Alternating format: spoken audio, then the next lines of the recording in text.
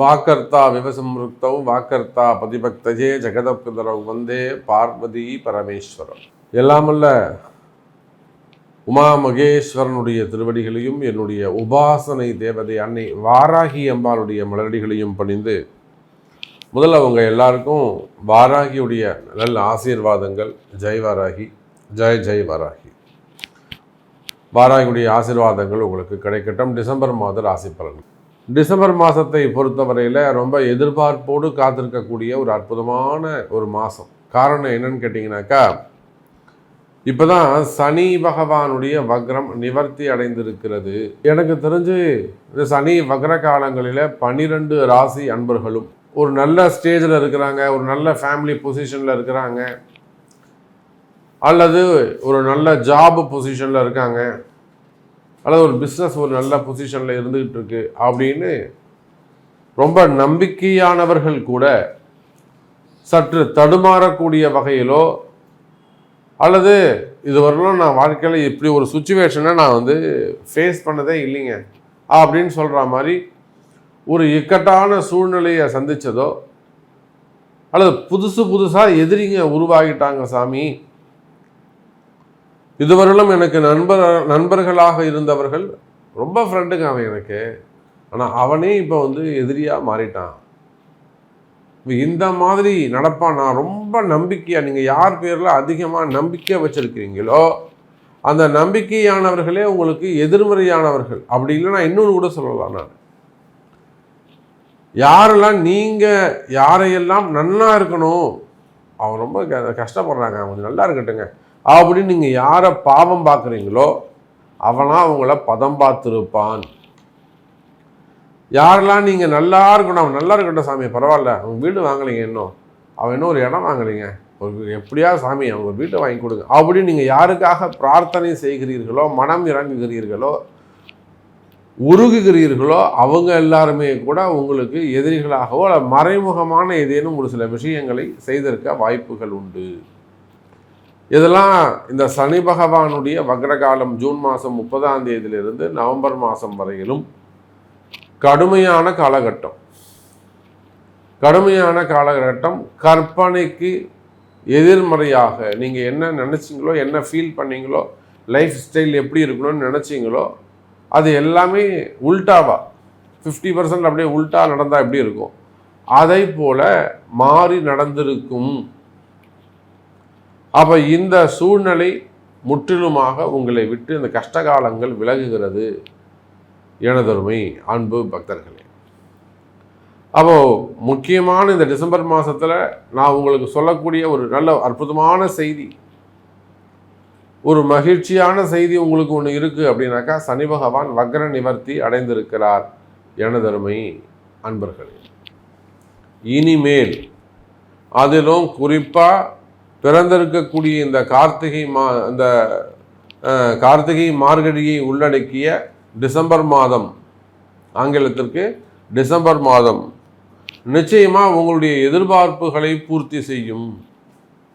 காரணம் என்னன்னு கேட்டிங்கனாக்கா,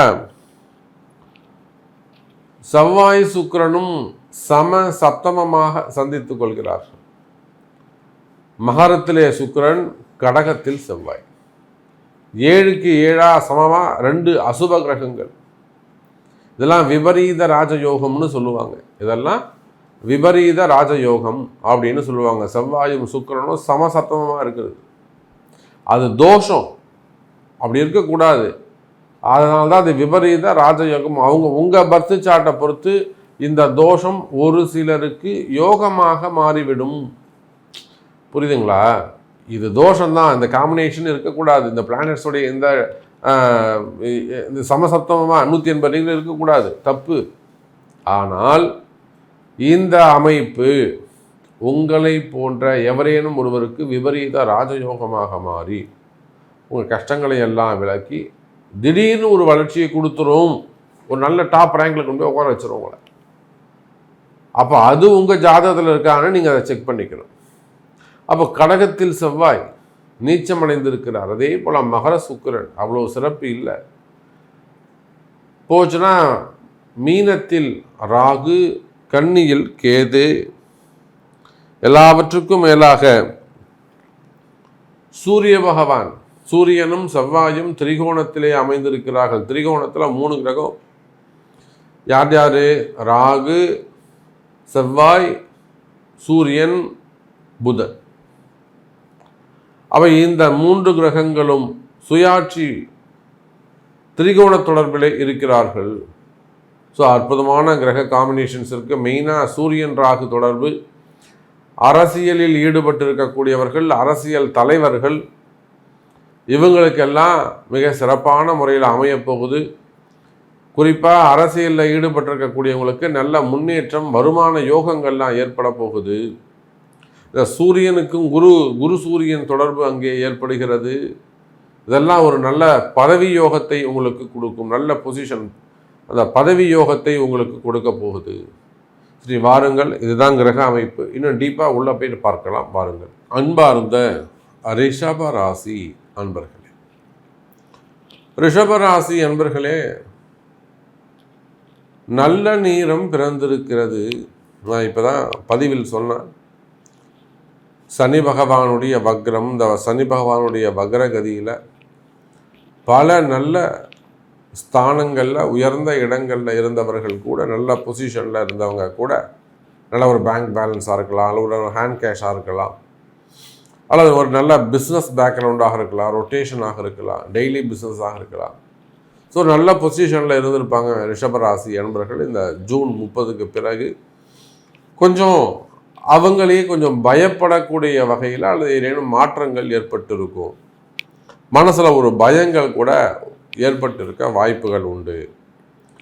ஸோ இதை தான் நான் பதிவின் தொடக்கத்தில் உங்களுக்கு சொன்னேன். இப்போ இந்த சனி பகவான் வக்ர நிவர்த்தி அடைந்திருக்கின்ற காரணத்தினாலே பொதுவாக ரிஷபராசி அன்பர்களுக்கு வருமானம் வரக்கூடிய மாதமாக இந்த மாதம் அமைகிறது.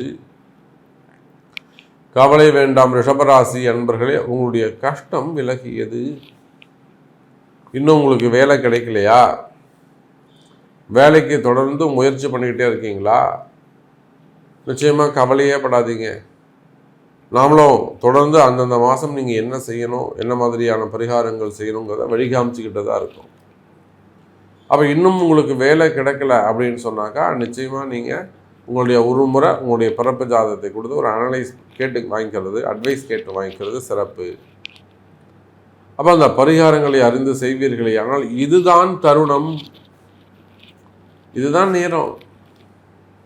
வேலை கிடைக்கக்கூடிய காலம். இப்போ போய் நீங்கள் சாமிகிட்ட முன்னாடி நின்னீங்கனாக்கா நிச்சயமாக ஸ்க்ரீன் விளக்கி உங்களுக்கு தரிசனம் கொடுத்துருவாங்க. வேலை கிடைச்சிரும், கவலை வேண்டாம் ரிஷப ராசி அன்பர்களே. அப்போ வேலை கிடைக்கக்கூடிய மாதமாக இது அமைகிறது. எனக்கு வேலை போயிடுச்சு சாமி, நான் வெளிநாட்டில் இருக்கேன், அல்லது நான் இந்தியாவில் தான் இருக்கேன், நான் இந்த இடத்துல இருக்கேன். அப்போ நான் இந்த மாதிரி எனக்கு வேலைக்கு போயிட்டு வந்து எனக்கு வேலை போயிடுச்சுங்க சாமி, 3 மாதமாகுது, 6 மாதமாகுது, இப்போ தான் வேலை போச்சு. வேலையை இழந்தவர்களுக்கு மீண்டும் உத்தியோகம் கிடைக்கும், கவலை வேண்டாம் ரிஷப ராசி அன்பர்களே. அதே போல் பார்த்தீங்கன்னா அந்த சனியுடைய வக்ரம், குரு வேறு அங்கே உட்காந்து வக்ரமாக இருக்கிற காரணத்தினால் ரொம்ப நாளாக நீங்கள் ஒரு கம்பெனியில் ஒர்க் பண்ணிகிட்டு இருப்பீங்க. லாங் டைம் ஒரு கம்பெனியில் ஒர்க் பண்ணிகிட்டு இருப்பீங்க.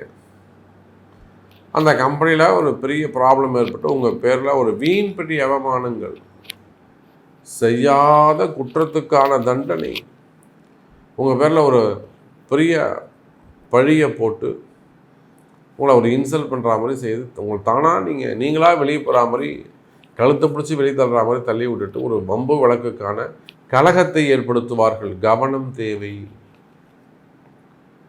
வேலை செய்கிற இடத்துல பிரச்சனைகள், ஒரு வரியில் ஒரே வரியில் சொல்லணும்னா நம்ம சிம்பிளாக அப்படி தான் சொல்ல முடியும். வேலை செய்யும் இடத்தில் பிரச்சனைகள்.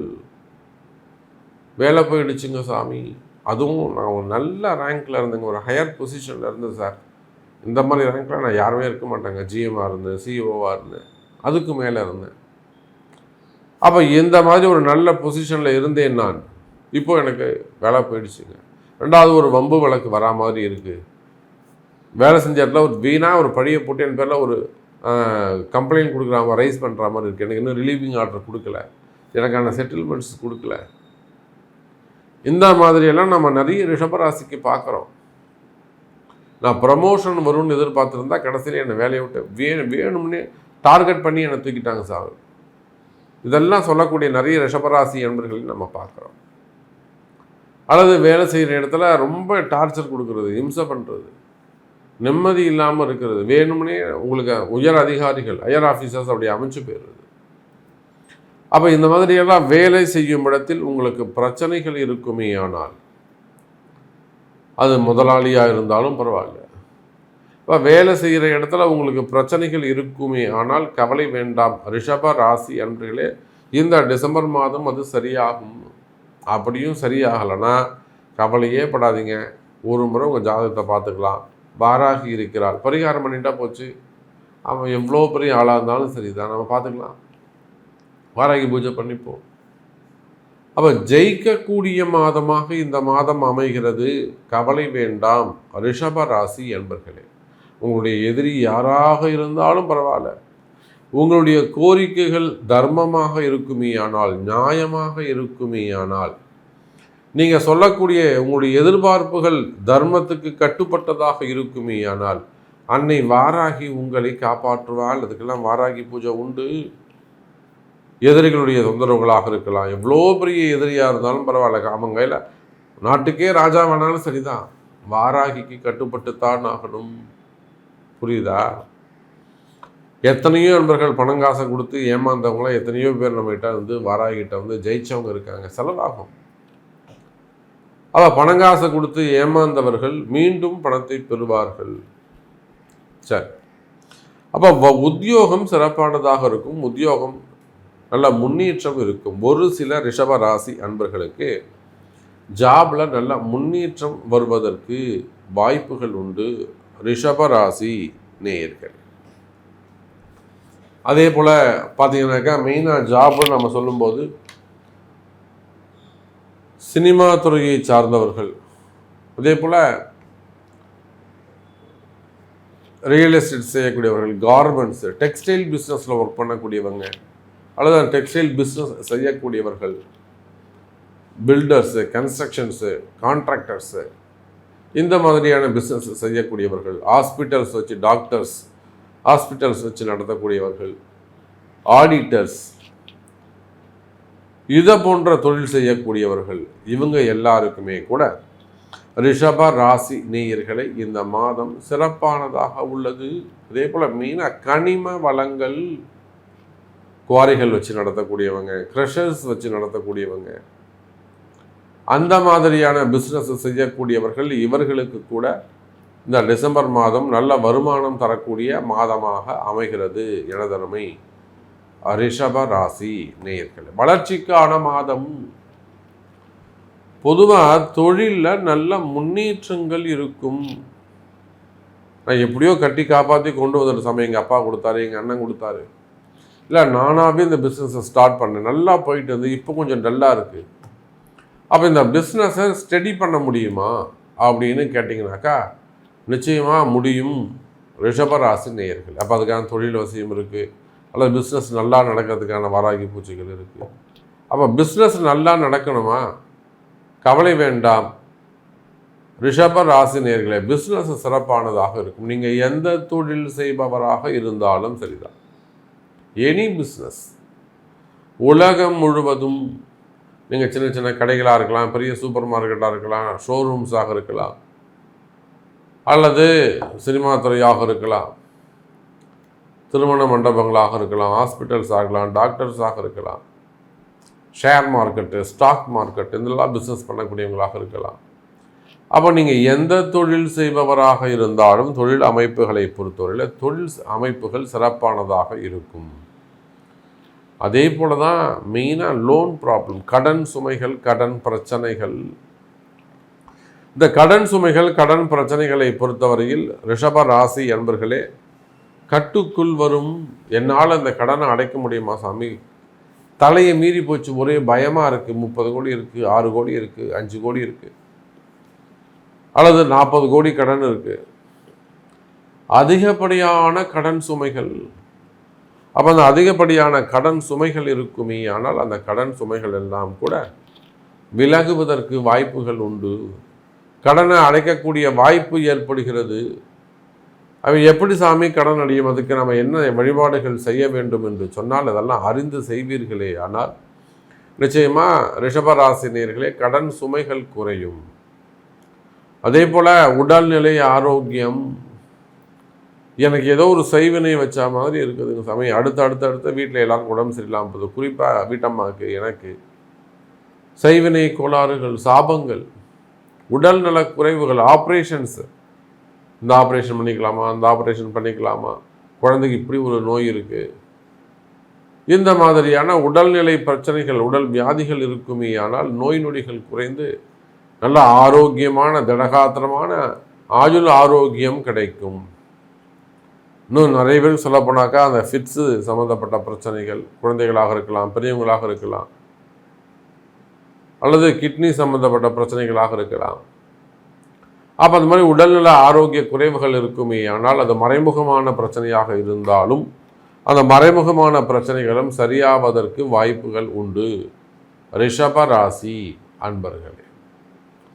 அப்போ உடல்நிலை ஆரோக்கியம், மனக்கவலைகள், மன பயம், மனசில் ஏதேனும் ஒரு பயம் இருந்துக்கிட்டே இருக்குதுங்க சாமி. எதுக்கு பயப்படுறோம்னே தெரியல, ஆனால் மனசில் பயம் இருந்துக்கிட்டே இருக்குது. வீண்பள்ளி அவமானங்கள், தலைகுணிகள், வம்பு வழக்குகள், மெயினாக ஹெல்த் இஷ்யூஸ், இந்த மாதிரியான ப்ராப்ளம் இருக்குமே. ஆனால் அவையும் விலகுவதற்கு வாய்ப்புகள் உண்டு இழந்தருமை ரிஷப ராசி நேயர்களே. ஸோ நிறைய நம்ம விஷயம் சப்ஜெக்ட் பேசிகிட்டே போகலாம், ஒரு முடிவே இருக்காது.